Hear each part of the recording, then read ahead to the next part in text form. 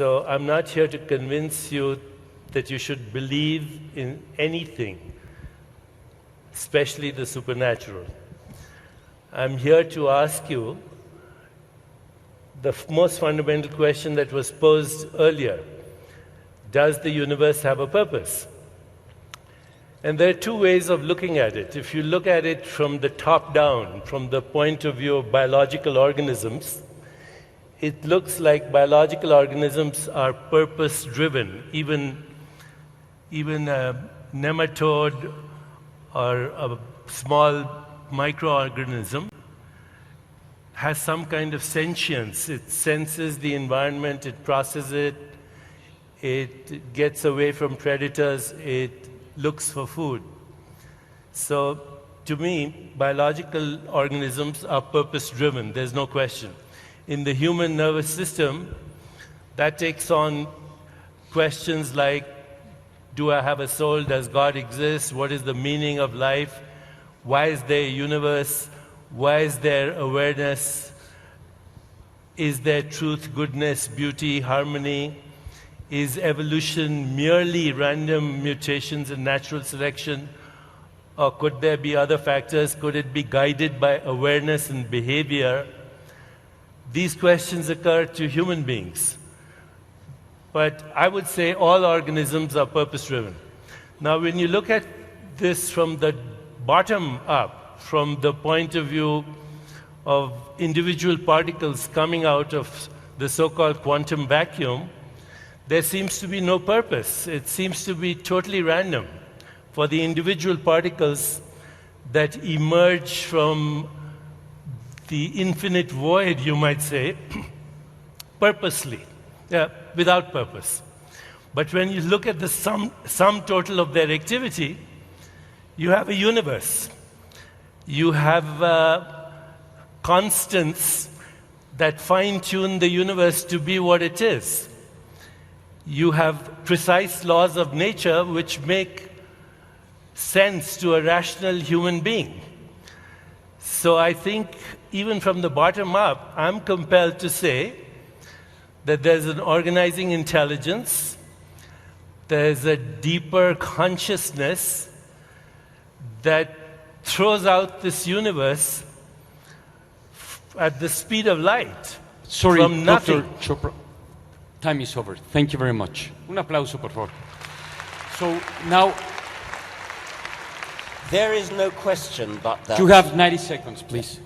There is no 90 segundos en el reloj. There is no question, of course, but that individual organisms, nematode worms, birds, kangaroos, anything you like, behaves as if they have a purpose. You described apparent sentience on the part of worms. They react to stimuli, they approach things.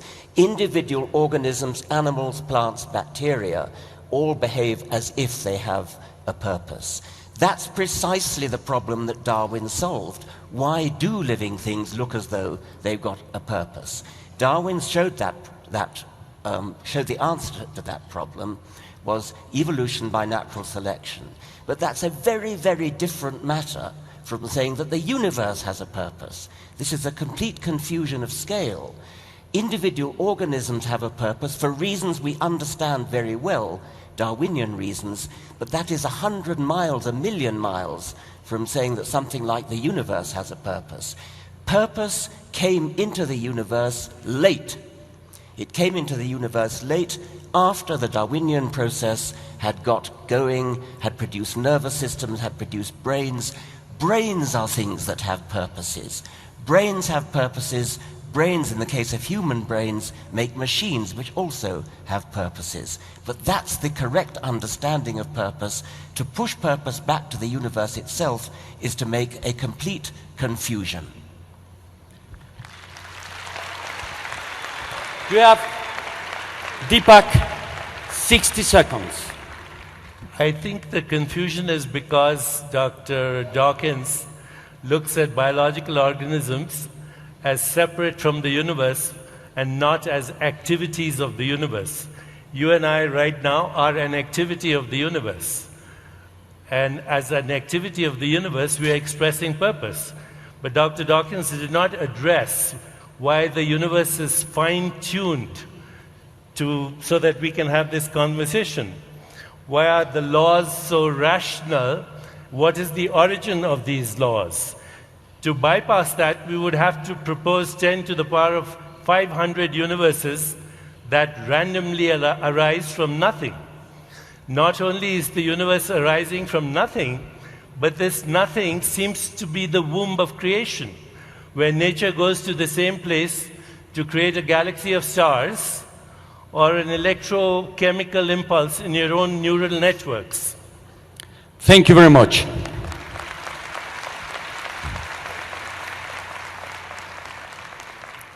We have two options. One is, now we take another ball and now you make him a question, or we give each of you 1 more minute to keep talking in depth about this important concern. Would you rather that? Yeah. Por favor, pongan otra vez. You will have 3 minutes and you 3 minutes, okay? Por favor, 3 minutos, please. The issue of the fine-tuning of the universe, of course, is a completely different one, and it's a very interesting one which we can talk about. However, that was not what you were originally talking about. You were originally talking about the apparent purposefulness of living organisms, which is striking. I mean, it's a very, very important aspect of living things. That's why we needed Darwin to explain it. Darwin did explain it. Darwin explained how, starting with no purpose at all, nothing that you could call purpose, the laws of physics, working through this remarkable process called evolution by natural selection, gave rise to cells, to nerve cells, to nervous systems, to brains, to the illusion of purpose. Well, indeed, the very genuine purpose, because in living things, purpose is a very genuine phenomenon. We understand how it happened because of evolution. Now, to go back to the universe is another matter entirely. And now you've changed the subject and talked about the alleged fine-tuning of the universe, which is a very important and interesting question, one that is the province of physics. You and I are both biologists, not physicists, but we can have a go at talking about it.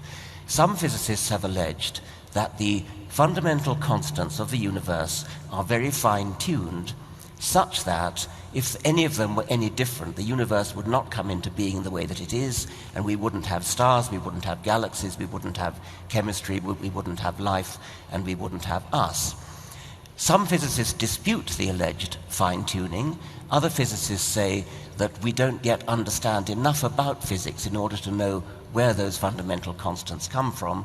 Yet other physicists still talk about a multiverse in which there's a very large number of universes, and most of those universes do not have the physical constants tuned in order to give rise to us, but a tiny minority do, and by the anthropic principle, we clearly have to be in one of those universes that does have those properties.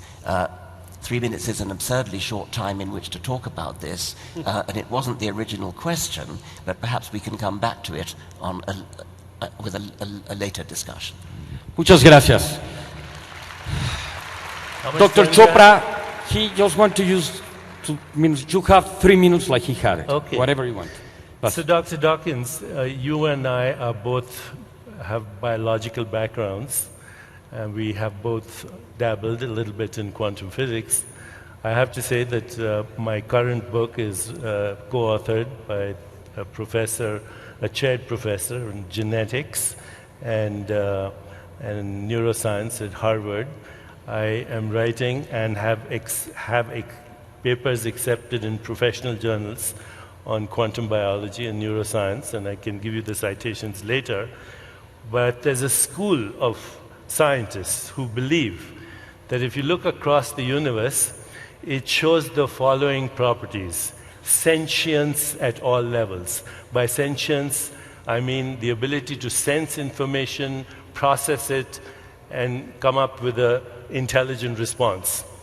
Complementarity at all levels, which means that the universe is empirical, but most of it is actually non-empirical, non-observable. It is wave-like, when you don't know where these waves are. They'd have no units of mass and energy, and it is particle-like, which have units of mass and energy. So it gets weird at this level. but it also seems to be self-organizing, seems to be self-regulating, it seems to be self-evolving. It's an evolution. Of course, I'm not arguing with you that Darwin is right or wrong. I think Darwin made the most major contribution that we can have to our understanding of the evolution of species. But that's not the question. The question is, does evolution itself have a purpose? And I think, yes, evolution has a purpose. It's evolution itself. Evolution is guided by awareness, by consciousness, and the purpose of evolution is maximum diversity, because that's what we see in the universe. And what we experience as perceptual phenomena are not fundamental reality at all, because every species has its own perceptual experience of the universe. These scientists that I work with say that awareness is a singularity, perceptual experiences are many, and the evolution of species is actually the evolution of consciousness to express itself as multiple observers, multiple modes of observation, and multiple objects of observation. We are the eyes of the universe looking at itself. This brain is the observation deck for the universe to experience itself. That's the purpose.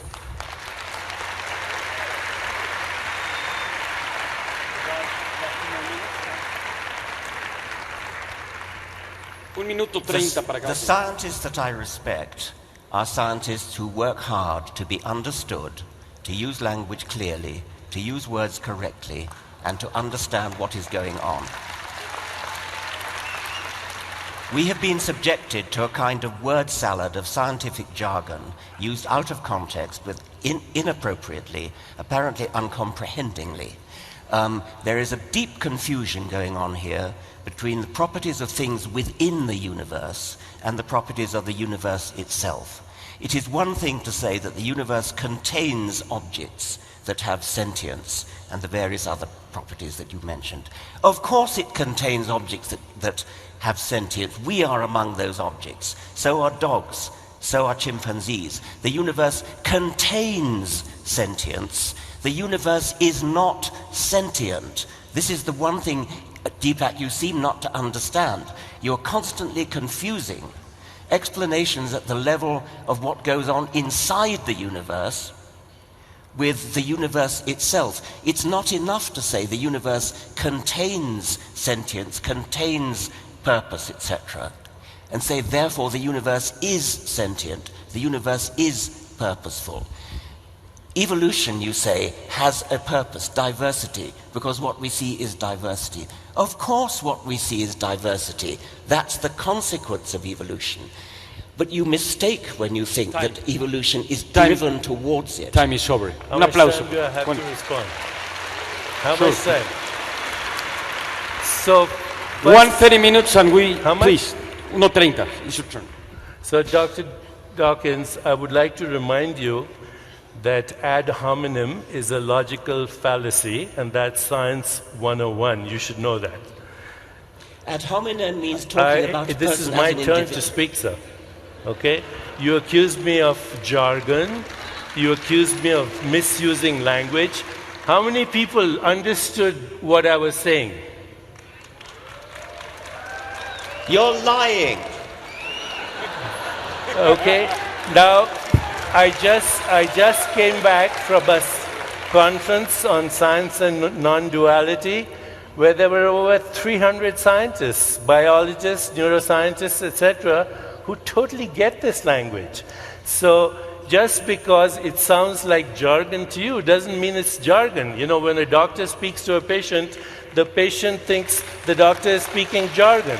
When a mathematician speaks to people who are not mathematicians, this is an evolving science, sir. We do not know the answers to the two most fundamental questions of existence. Number one, what is the stuff of the universe? We don't know. 96% is dark energy and dark matter. Of the 4% that's atomic, 99% of that is invisible hydrogen and helium. Time over. And we don't know why there is awareness. The two most fundamental questions of our existence. Please. Of course, 1:30, por favor. we don't know about dark matter, dark energy. That's why we need more science and better science in order to solve that. You've changed the subject yet again. Let's talk about sentience. You say the universe has sentience. The universe doesn't have sentience. Things in the universe have sentience. Why do you confuse this audience by saying the universe has sentience? Can you tell me what the composition of the universe is? That wasn't the question. No, because you're talking things, right? Things are basically the atomic universe is stardust, and stardust has sentience in you and me. According to people like Freeman Dyson, even atoms have sentience. Atoms have no sentience. You disagree with Freeman Dyson? Yeah, then? if that's what he says, which I doubt, I disagree with him. Atoms do not have sentience. Atoms contribute to making brains.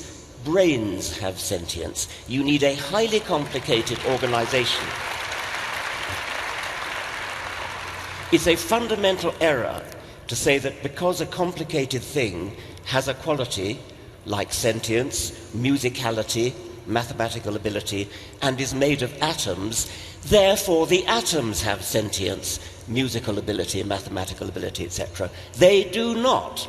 Atoms have to be arranged in complicated organizations, complicated structures interacting with each other, and then you will get emergent properties such as sentience, such as poetry, such as mathematical ability, such as spirituality. These things do not inhere in the atoms themselves, or if they do, you've got a hard job to prove it. You have a hard job to prove it? Can you prove it? I'm sure you're aware of the hard problem of consciousness. I'm sure you're aware that we have no science that tells us why we have any experience, whether it's mental, subjective, or it's an experience of the objective world. How photons coming and hitting our retina create the experience of a three-dimensional reality in space and time. This is the hard problem. It's the most fundamental problem in science.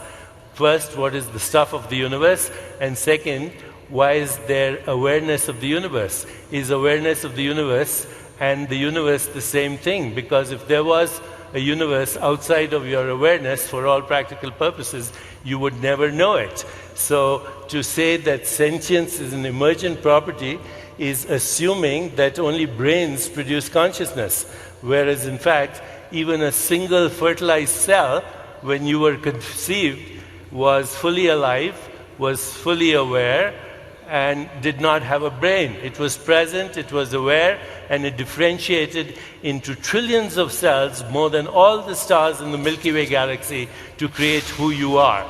So to say that sentience requires an emergence through evolution, instead of saying that actually evolution could be driven by consciousness, these are the questions that some people are asking. And if you propose that sentience is an emergent property, then answer to me why there is no science that can actually give us an explanation to the two most fundamental questions of our existence. What is the nature of the universe? What's it made up of? And why is there sentience? Why is there sentience? You know, we talk about sentience as not just human sentience, which is, of course, you know, an evolutionary process, but sentience came from sentience. Have you seriously... Evolution does not explain the origin of life. It only explains the transformation of species. Yes, you changed the subject again. You will have 1 minute and 1 minute, and we will finish with this topic of the universe. And have you seriously just said that a single cell has consciousness? A single cell has awareness. What do you mean by that? That it has the ability to respond to its environment. Of course it has the ability to respond to its environment. That is not consciousness. So you said a while ago, atoms get together to create complexity. How do they get together? By processes which are well understood By by a biologists. process which is random or intelligent? Not intelligence. Okay. By the processes of embryology put together by the processes of evolution. You cannot seriously sit there and say that the hard problem of consciousness, and it is a very hard problem, is solved by saying that a single cell has consciousness. A single cell has sentience in the fact that it can respond to its environment and express its biological autonomy. But, What are okay, you applauding? just one What are you second, applauding? please. Un segundo, por favor. I think we're in a little loop because we cannot prove either things. You know, I want to nail this. I want to nail this. This gets to the root of the problem. it does. Consciousness is something very, very complicated. Of course we don't understand it. That's why it's called the hard problem. It's something that happens when brains reach a certain level of complexity. Now, a single cell, a single neuron, a single amoeba, a single cell, a thermostat even, has sentience in your sense. But that is nothing to do with... Has the ability to take in information, process information, and respond with autonomy. That is sentience. That's trivial. That's utterly trivial. You're confusing perception with awareness. Perception is not fundamental reality. If there was an insect with 100 eyes looking at me, it wouldn't experience the same me as you are. So perception is a species-specific and culture-specific experience in consciousness. It has nothing to do with fundamental reality, the awareness that differentiates into what we call, in us anyway, cognition, perception, imagination, insight, intuition, creativity, choice, freedom, the desire for meaning, purpose. All of that are expressions of awareness as consciousness and influence everything that we experience in life. You think a single cell has that? And you think A a single single cell cell has a rudimentary form of awareness. Do you think And an we atom ev- has that? Sorry? Do you think an atom has that? According to Freeman Dyson, yes. Freeman Dyson says an atom has awareness. Yes, sir. Check it out. Señoras Check y it out. señores, un aplauso para los dos. Check ¡Qué it out. extraordinario! Also, Deepak, 1 second, please.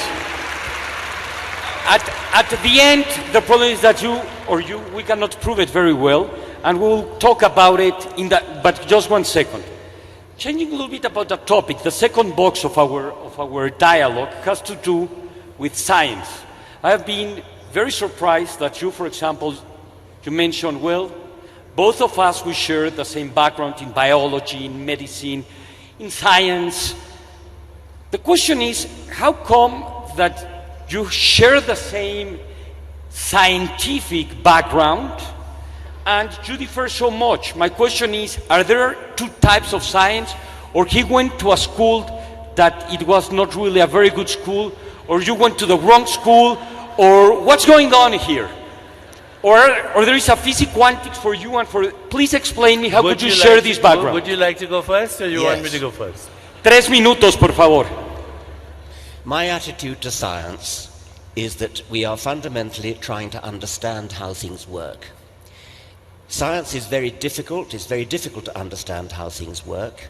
The hard problem of consciousness has been mentioned, the problem of the origin of the universe, the problem of the origin of life, the problem of how life has this uncanny appearance of being designed, the size of the universe, the scale of the universe, how embryology works. These are all deeply difficult questions. They require hard scientific work, and in all cases, I think I'm right in saying that scientific work consists of explaining complicated things in terms of the interactions of their parts or of simpler things. So we always try to explain complex things in terms of simpler things. We do not resort to magical language. We do not snow our audience with highfalutin sounding words that don't actually mean anything. We use words that actually have meaning. We use expressions that can be tested. We work hard at understanding the universe in terms of its component parts. We don't invent superarching entities which have no explanation in themselves. We don't invoke ideas like the universe has consciousness, the universe has awareness, atoms have awareness. If we have a difficult problem like awareness, we explain it in terms of the interactions between small parts working together in ways that scientists understand. If Freeman Dyson ever said atoms are aware, then he's wrong. I don't think he said it. I think he should sue you. Wow. 3 minutos. 3 minutes. Ad hominem is a logical fallacy, science 101. I'm not going to resort to the tactics that you use, sir.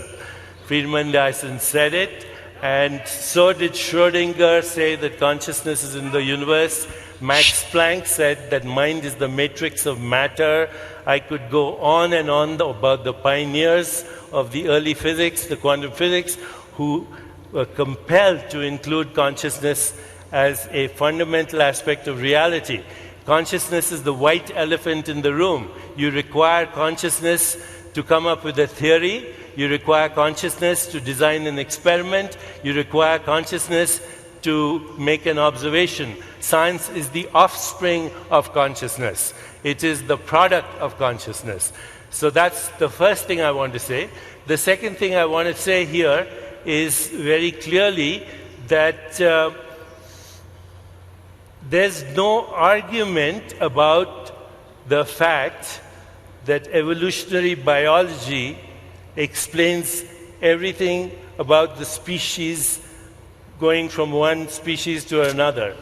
But if you want to understand science in its totality, you have to bring consciousness into the equation, because as we currently practice science, it's based on what we call a subject-object split. There's an observer involved in every observation. Science doesn't ask who the observer is, who's the observing self, where is the observing self. But in the absence of the observing self, there wouldn't be any observation and there wouldn't be any science. The observing self cannot be glimpsed by science and scientific methodology because it happens to be the observer. The observer cannot be observed. And that's where spirituality comes in. If you define spirituality as self-awareness, only consciousness can know consciousness. Only consciousness can explain consciousness. Only consciousness can understand consciousness. Any scientific understanding of consciousness through looking at the brain is at best inferential.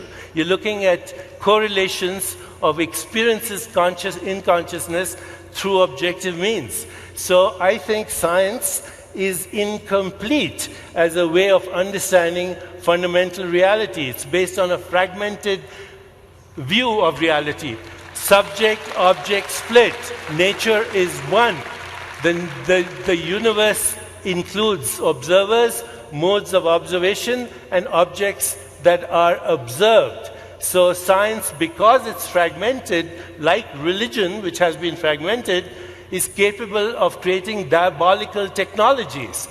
Everything that is wrong today in the world, today in the world, from global warming to biological warfare to mechanized death to eco-destruction to the extinction of species, is because science has evolved without the evolution of spirituality. Thank you. Science, spirituality, okay. Science complete. Now, okay. Well, I will have a few questions from.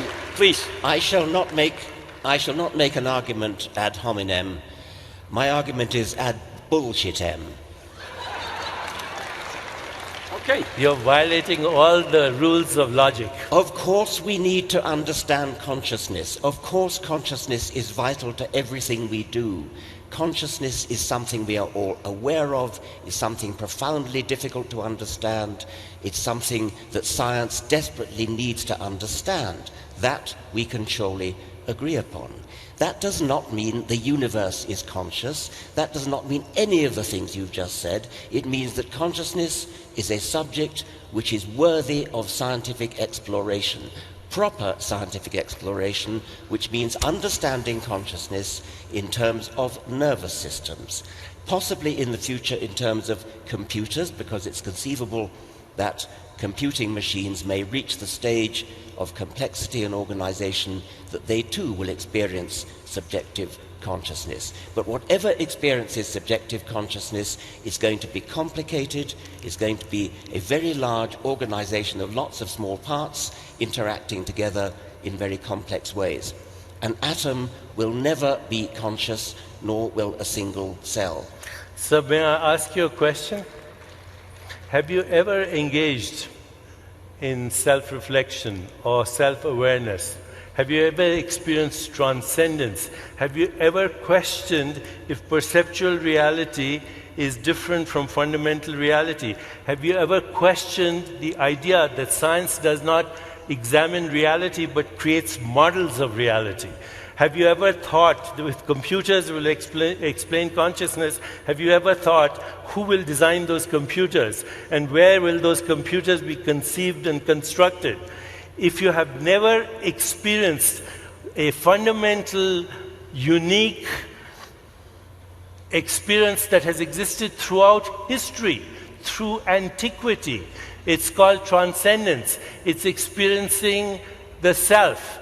And it's the knowingness that the self of the individual is the self of the universe. I'm not talking this, creating this language by myself.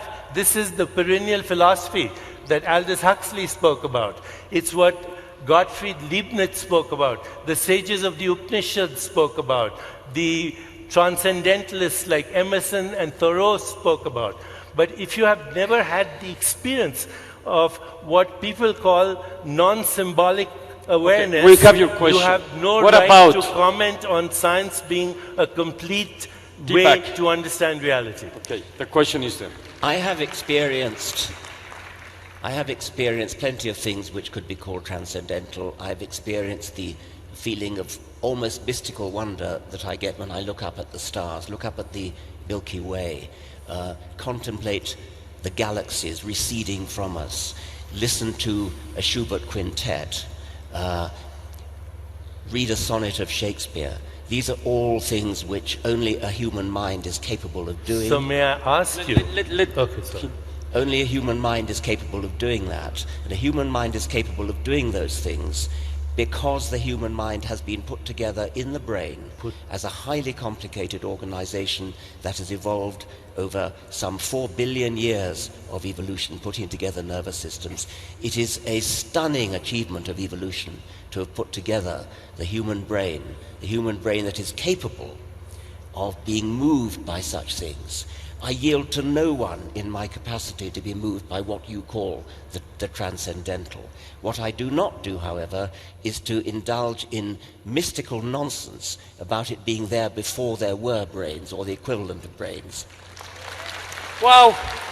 Okay, now, 1 second. I want to ask you have the question. Okay, so I'm going to... Okay. I understand that you've had those wonderful experiences. Have you had the experience of gratitude? Have you experienced epistemological humility? Have you experienced reverence for life and for existence? And if so, was it your neural networks manufacturing those experiences, neurochemicals manufacturing their experiences, or was there a deeper, intelligent, organizing consciousness that was influencing the behavior of those neural networks? How much deeper do you want? How much deeper do you want? Answer me, sir. Have you experienced reverence? You have asked me, have I experienced gratitude? I experience gratitude to nothing in particular, but I feel gratitude. I feel all those things that you say. And I do not yield to you in my feeling of the depth of which it is, the depth of understanding that we have yet to fathom, yet to plumb, in order to understand what's going on inside the human brain. Who's boggles we? my Who's mind. We? Who's we? The scientific community. The scientific community. Yes. Driven by mechanistic neural networks and chemicals? Yes, and let's belittle mechanistic neural networks and chemicals. They are Well, very, then tell very me how they complicated. produce consciousness. I don't know, that's why we're working on it. You don't know either. No, wait.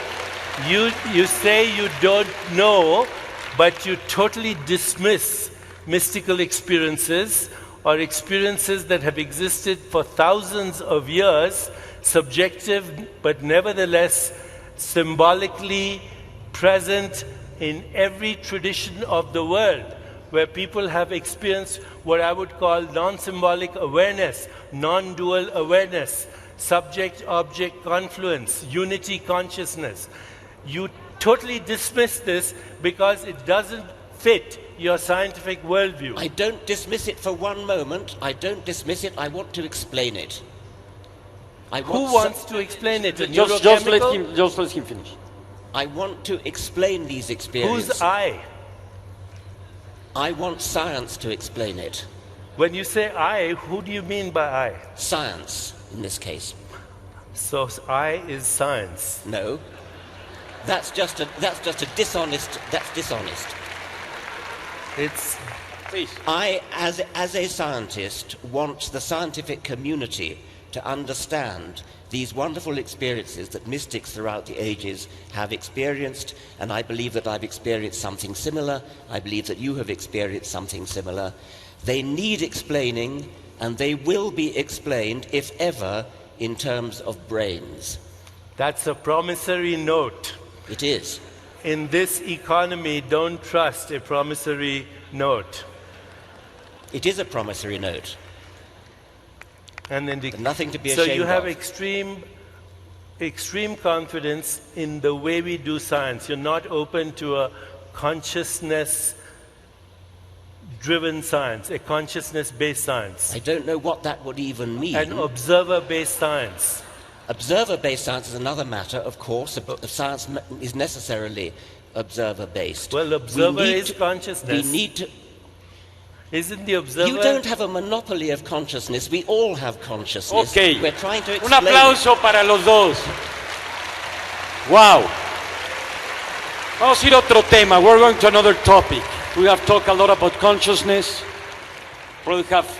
Now I would like to ask you, Deepak, and then Richard. We have been talking a lot about in Mexico and many places that if we assume that there is this consciousness, we can work with this energy.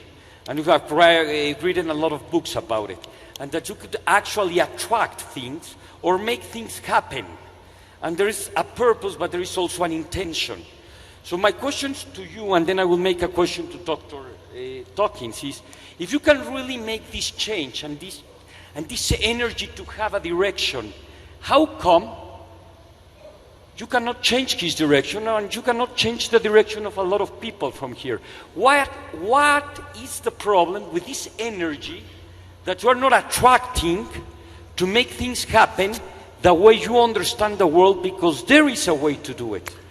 We are all conditioned by the hypnosis of our childhood and conditioned by society, by ideologies, by religion, by history, by economics, and the prevailing scientific paradigm to look at the world in a certain way.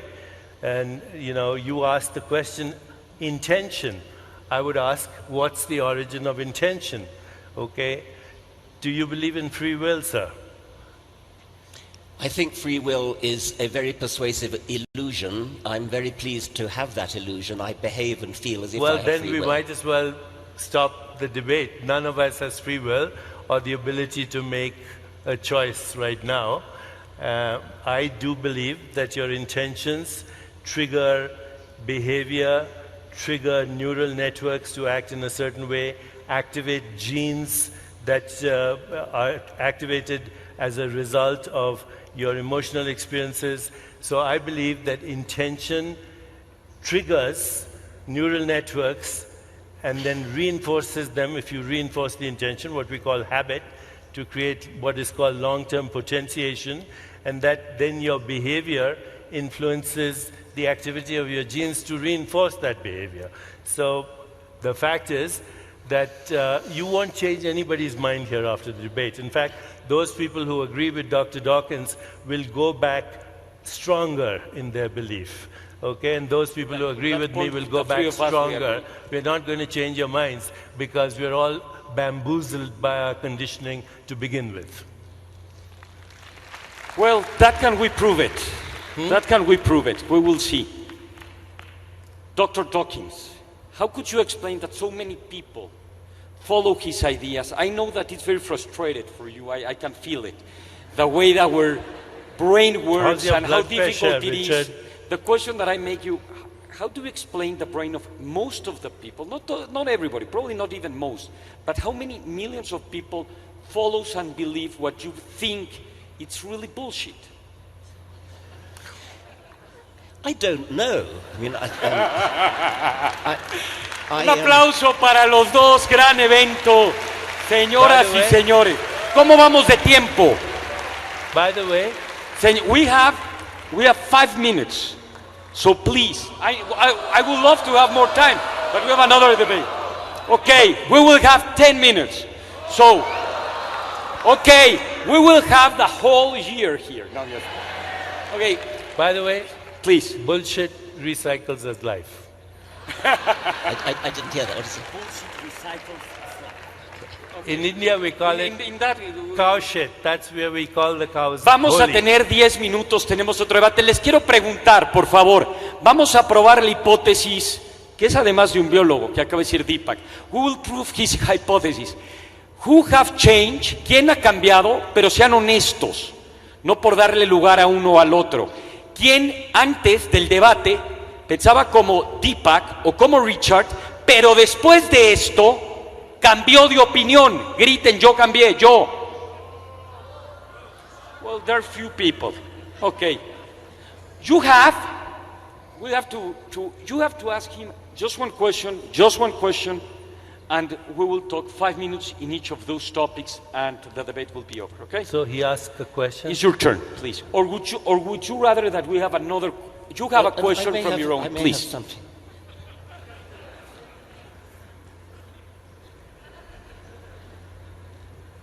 Still learning my way around this. Okay, this is a quote from Deepak. It's an interesting one. Evolution doesn't simply, this is from your book with Mlodinow. Evolution doesn't simply scramble old ingredients into new forms, nor does it just turn small clumps of matter into bigger clumps. Instead, evolution makes lumps of creativity. These happen in quantum form. That is, there is a sudden emergence of a property that never existed before. Quantum, there's a little gap there then, quantum leaps dominate in creation everywhere we look, but especially in the startling, beautiful novelty of life forms on Earth. The cosmos is ruled by creativity. Now, neither of us are physicists, so neither of us actually know much about quantum theory, but we are biologists, and you have used the jargon of quantum theory there to apply to evolution as though evolution, it takes quantum leaps, or what do you mean by that?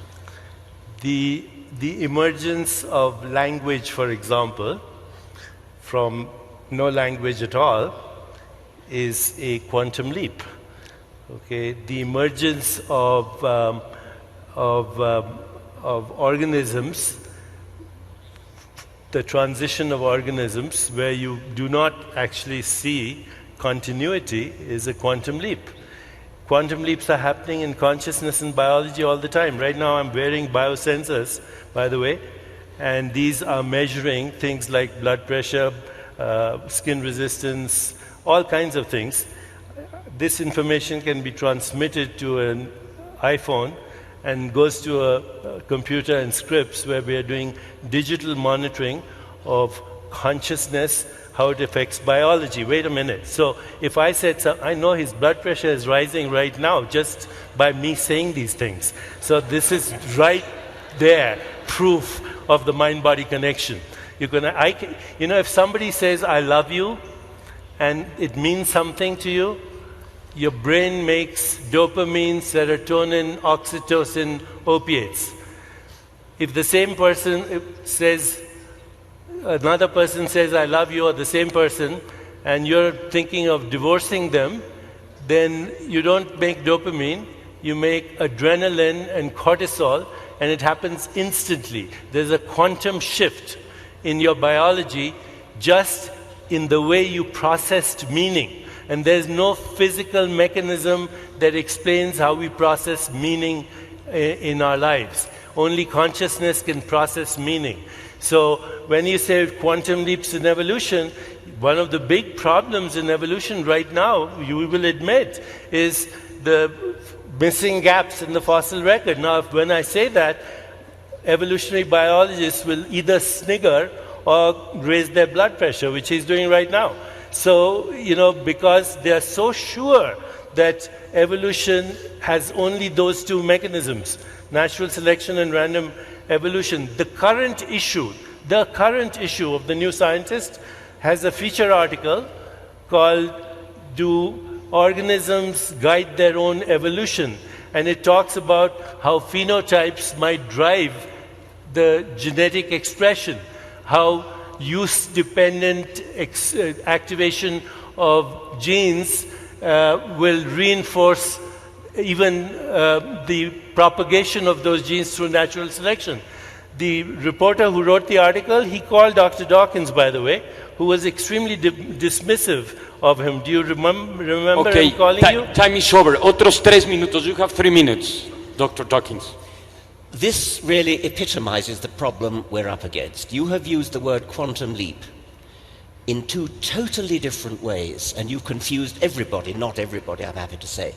A quantum leap. You have used the phrase quantum leap to apply to the origin of language and the origin of life and jumps in the fossil record.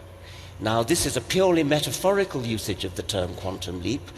All you're using it for is a change that's occurred in the world for which we have as yet no explanation. A change. May I finish, please? On the other hand, you have used the word quantum in the proper physicist sense. You talked about digital information going to satellites and things like that. In that case, you were talking about quantum theory in the true sense of quantum mechanics. You are bamboozling people by using quantum in two completely different senses, giving them the impression that there's something about modern physics, something about the spooky aspects of modern physics, which is relevant to things like the origin of language or the origin of life or breaks in the fossil record. Now, those three things, the origin of life, origin of language, breaks in the fossil record, are scientific problems. To the extent that we don't yet have the answer to them, we're still working on them. They have nothing whatsoever to do with quantum in the physicist sense. He has 1:30 minutes. You still have 1:30 seconds. Okay. It's your turn. 3 minutos, por favor. There are several uses of the word quantum that are not restricted to a subatomic particle moving from one location to another location without going through the space between. That's what a leap is, a quantum leap in quantum physics. But the broader community uses quantum for any phenomenon, any space-time event that exists in one location in space or time and then exists in another location of space and time without going through the intervening space. It's called the discontinuity. And the use I have given it is a very broad use. Of course, Dr. Dawkins rightly claims that it is a metaphorical use, but he should understand that all science is metaphor anyway, to begin with. Nobody's actually, explained how a subatomic particle appears out of a non-empirical realm. And then when it's not being observed or it's not interacting with other particles, how does it go back? So, yes, quantum leap has a much broader connotation, including if you watch Star Trek, when the captain says, beam me up Scotty, and Scotty presses a button, and the captain disappears here and shows up there without going through the space in between. So I agree, I've used it metaphorically, but in fact, all science is a metaphor. Un minuto y medio, por favor. Metaphors are extremely valuable. I use them myself all the time, but a good metaphor is one that clarifies and doesn't obscure. For you, sir, it let him confuses finish. you. Please, it's not Deepak. confusing a lot of people out there. Please. Perhaps you should catch up. You talked about the analogy being, in this case, going from one place to another without passing through the intermediates. That's a hell of a leap for you to make. When you talk about the origin of life, there is no such thing as not passing through the intermediate stages. There were intermediate stages. We just don't know what they were at present. That's a very different thing. In the case of gaps in the fossil record, the gaps in the fossil record apply quite simply because not everything fossilizes. It's rather a good thing it doesn't, otherwise we'd be snowed under with fossils. The origin of language, a mysterious and fascinating question. We don't know what the intermediate stages were, but we're absolutely sure there were intermediate stages. There were intermediate stages in all three cases. Now, it is true that in everyday language, in the English language, we do use the phrase quantum leap to mean something rather vague, but we don't bamboozle audiences by deliberately confusing that with a modern physics explanation which everybody, including you and me, finds hard to understand. Incidentally, because I was coming here and because I've been heavily criticized by the mainstream scientific community for my book Quantum Healing, including by Dr. Dawkins, I just out of curiosity this morning went to Google to look at the reviews of Quantum Healing when it first appeared in 1988. And there's a really good review, guys, in the New England Journal of Medicine of that book. Okay? So, again, Dr. Dawkins would like to check it out, just like he wants to check out Freeman Dyson, because it doesn't appear with his worldview. I have just had a paper accepted in a journal called Neuroquantology with 2 quantum physicists, including a chaired professor in a university in California. It's going to appear in December 25. I have written papers on quantum consciousness in the Journal of Cosmology, a special edition that was edited by Sir Roger Penrose. So, you know, I am not that loose with my language. I know when I use metaphor, and I know when I use it accurately as well. Thank you very much, Richard. Thank you very much. Let me just share very few things with you. We're almost running out of time. It's pretty interesting that in the side of science, we still have a lot of questions, and we know that we have to have a curious mind, think about it, but we don't have all the answers, and this is the scientific mind.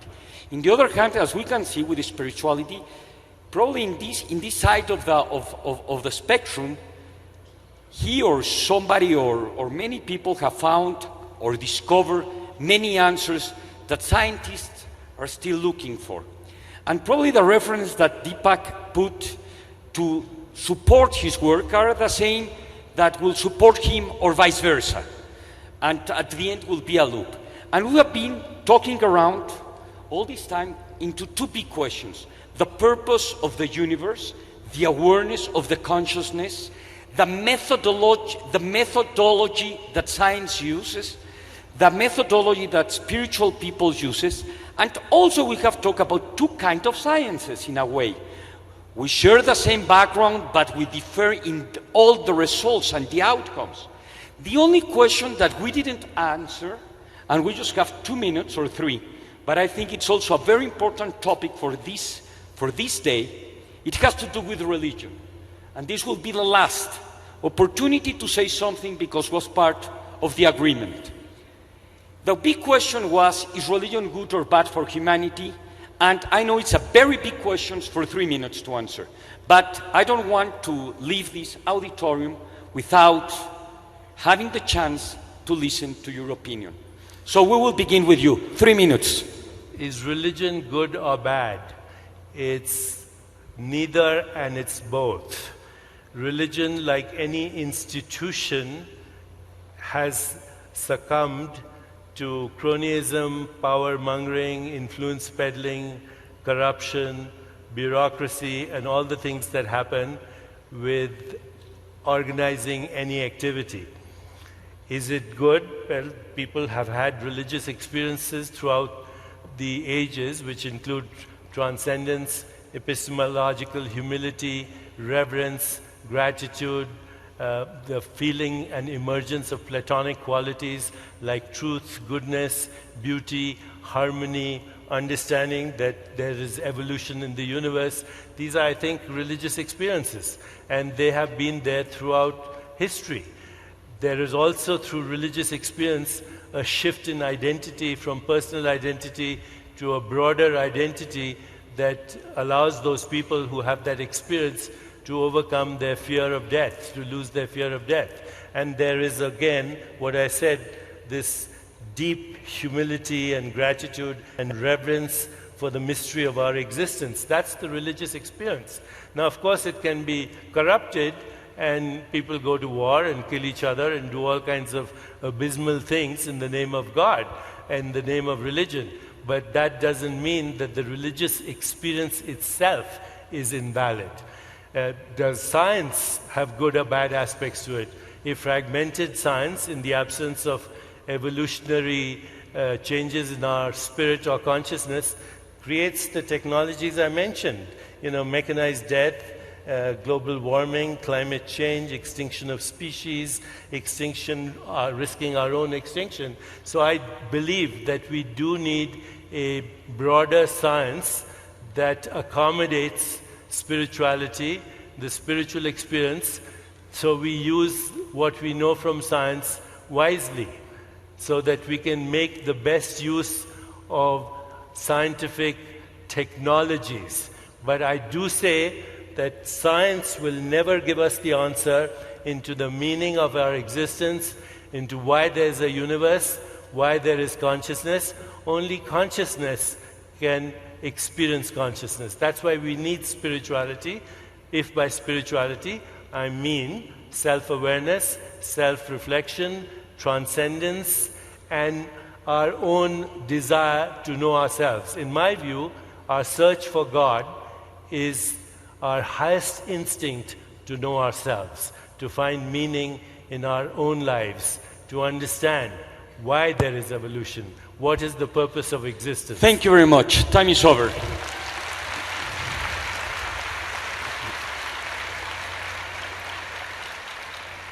The question is not whether individual people who happen to be religious or who happen not to be religious are good or bad. The question is whether religion itself is. I think there are aspects of religion which are bad in themselves. I think that the idea of blind faith, believing something without evidence, and sheltering behind the right to hold faith, such that you can justify doing bad things because your religion, your faith tells you it's the right thing to do. Many, many good and righteous people who believe themselves to be good and righteous have done terrible things precisely because they believe that they're doing it for their God. So faith, blind faith, can have that bad effect. For myself as a scientist, I'm accustomed to saying that the thing that I really object to about religion is that it teaches us to be satisfied with not understanding, teaches us to be satisfied with pseudo-explanations which are really not explanations at all, things that sound good.